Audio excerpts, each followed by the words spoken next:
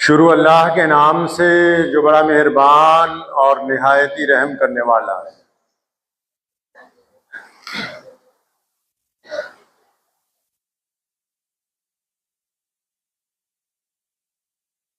तमाम हज़रात दुरूद शरीफ पढ़ लें। अल्लाहुम्मा सल्ली अला मुहम्मद व अला आलि मुहम्मद कमा सल्लैता अला इब्राहीम व अला आलि इब्राहीम इन्नका हमीदुम मजीद। अल्लाहुम्मा बारिक अला मुहम्मद व अला आलि मुहम्मद कमा बारकता अला इब्राहीम व अला आलि इब्राहीम इन्नका हमीदुम मजीद।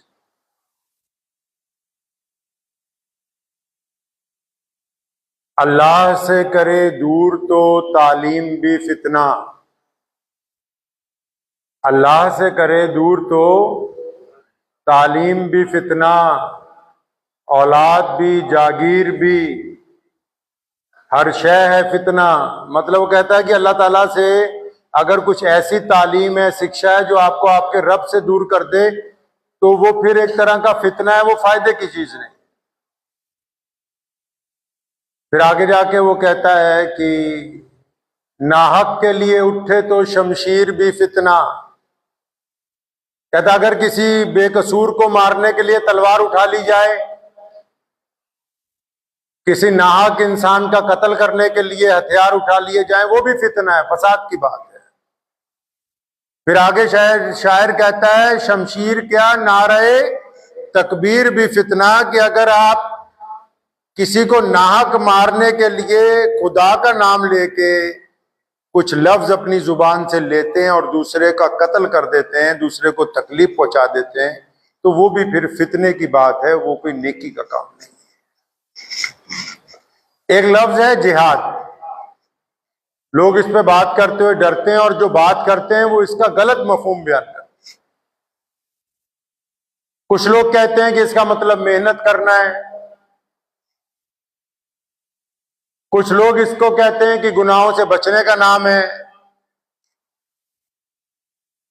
जो यूरोप का मीडिया है जिसने पिछले 300 साल से इस लफ्ज के गलत मायने निकाले, वो कहते हैं कि जिहाद का मतलब बेकसूर लोगों को मारना है, कत्ल करना है,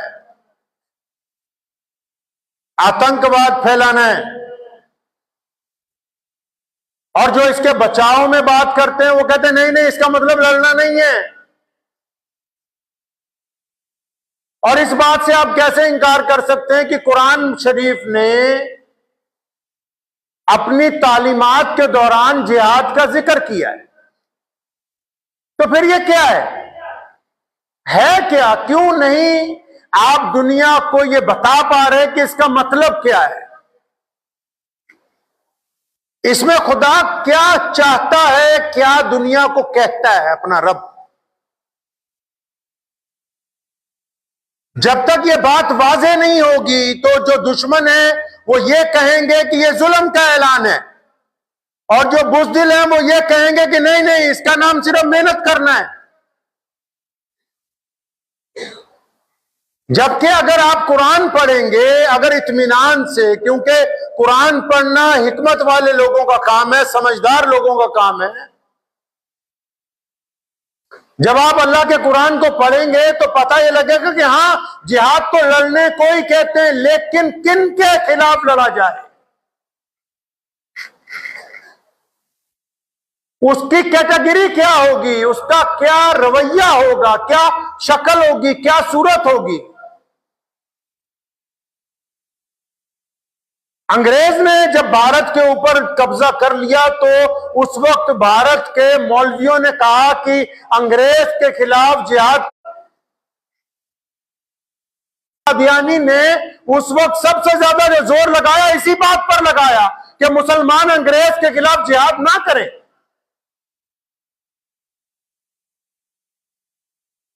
हजरत मोहम्मद सल्लल्लाहु अलैहि वसल्लम के जो सहाबा हैं, सैयदना अबू बकर सिद्दीक रज़ियल्लाहु तआला अन्हु, सैयदना अमीरुल मोमिनीन उमर बिन खत्ताब रज़ियल्लाहु तआला अन्हु, अमीरुल मोमिनीन सैयदना उस्मान ज़िन्नुरैन रज़ियल्लाहु तआला अन्हु, अमीरुल मोमिनीन सैयदना अली इब्न अली रज़ियल्लाहु तआला अन्हु, मौला अली करमुल्लाह वजहु, अमीरुल मोमिनीन सैयदना हसन रज़ियल्लाहु तआला अन्हु, अमीरुल मोमिनीन सैयदना अमीर मुआविया रज़ियल्लाहु तआला अन्हु, जितने भी मुसलमानों के उलुल आज़म खलीफा हैं,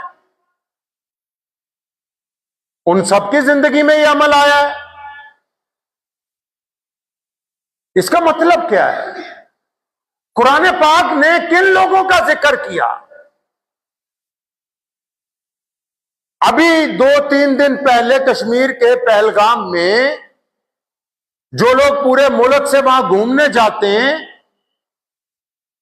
तो उनको उन निहत्थे लोगों के ऊपर गोली चलाई गई, कई लोगों को उसी मौके के ऊपर मार दिया गया। इसको जिहाद कह सकते हैं। मैं बड़ी जिम्मेदारी के साथ ये बात कहता हूं कि 1450 साल पहले जब हजरत मोहम्मद सल्लल्लाहु अलैहि वसल्लम के दौर में भी जब वहां के करीब के मुल्कों के लिए इस्लामी फौजें रवाना हुई, तो कुरान ने, शरीयत ने, इस्लाम ने, मोहम्मद रसूलुल्लाह ने उनके लिए कुछ कवानीन तय किए, असूल बनाए, ज़ाब्ते बनाए कि कैसे जाओगे। उनमें पहला ज़ाब्ता क्या था? क्या हुक्मनामा जारी हुआ? प्यारे मोहम्मद अलैहिस्सलाम ने जो दुनिया के लिए रहमत बन के आए, क्या हुक्म जारी किया कि जाने वालों, सिपाहियों, सुनो कि जब तुम निकलोगे तो जब नई आबादियों में जाओगे, अगर सामने कोई निहत्था आ जाए, अगर सामने कोई ऐसा आ जाए जिसके पास ना तीर है, ना तलवार है, ना भाला है, ना वो तुम्हें कोई नुकसान पहुंचा सकता है, तो याद रखो जो हथियार बंद नहीं है उसको मारना जायज नहीं, उसके खिलाफ लड़ाई नहीं हो सकती। अगर शरीयत के कानून को समझे तो फिर ये जिन लोगों ने निहत्थे लोगों के ऊपर गोली चलाई, इसका मतलब वो इस्लाम को मानने वाले नहीं है, वो शैतान को मानने वाले हैं। क्योंकि इस्लाम ने तो पहले कह दिया कि निहत्तों पर, औरतों पर, मुसाफिरों पर, बूढ़ों पर, बच्चों पर, दूसरे की इबादत गाहों पर, यहां तक फरमाया उनकी खेतियों पर, फरमाया उनके बागात पर, उनकी फलदार चीजों पर कतान हमला नहीं कर सकते, क्योंकि वो तुम्हें कोई नुकसान नहीं पहुंचा रहे। तो जिस मजहब ने दरिया के किनारे वजू करते हुए कह दिया हो, जिनके नबी ने कि पानी इतना इस्तेमाल करना जितना चाहिए हो, बाकी पानी नहीं खराब करना, दूसरे पानी को गंदला ना करना, तो फिर ये कौन होते कि उस मजहब का नाम लेकर किसी का खून बहा दे? जिस दीन ने पानी को जाया करने से मना कर दिया, उस दीन में नाजायज खून बहाने को किसी तरह जायज नहीं करार दिया जा सकता। माने ही बदल दिए, मतलब ही बदल दिया इस्लाम का। क्यों? क्योंकि जो बदमाशी कर रहे हैं, जो आतंकवाद फैला रहे हैं, जो गुंडागर्दी कर रहे हैं, वो तो चिल्ला के कह रहे हैं कि हम बदमाश हैं, हमने इस्लाम का परचम पकड़ लिया।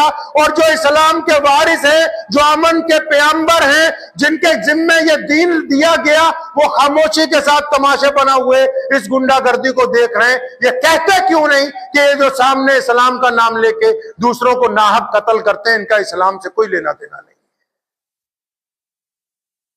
इस्लाम ने कहा जिहाद करो, लेकिन कब कहा? जब बेटियों को जिंदा दफन किया जाता था।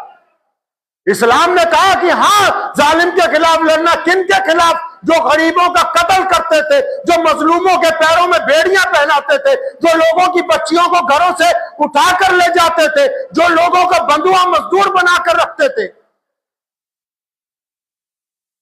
कब कहते हैं कि हमने कुरान ने नई बात की, जिहाद की? लेकिन इस्लाम का जिहाद उस सर्जिकल स्ट्राइक की तरह है जो सिर्फ जुल्म के खिलाफ लड़ने की बात करता है, जो आतंकवाद के खिलाफ लड़ने की बात करता है, जो ज्यादतियों के खिलाफ लड़ने की बात करता है, जो बेटियों की इज्जत लूटने वालों के खिलाफ लड़ने की बात करता है। इस्लाम के जिहाद ने कभी गरीबों को मारने की, मजलूमों को मारने की बात नहीं की। इस फर्क को समझना होगा और दुनिया को बताना होगा इसे।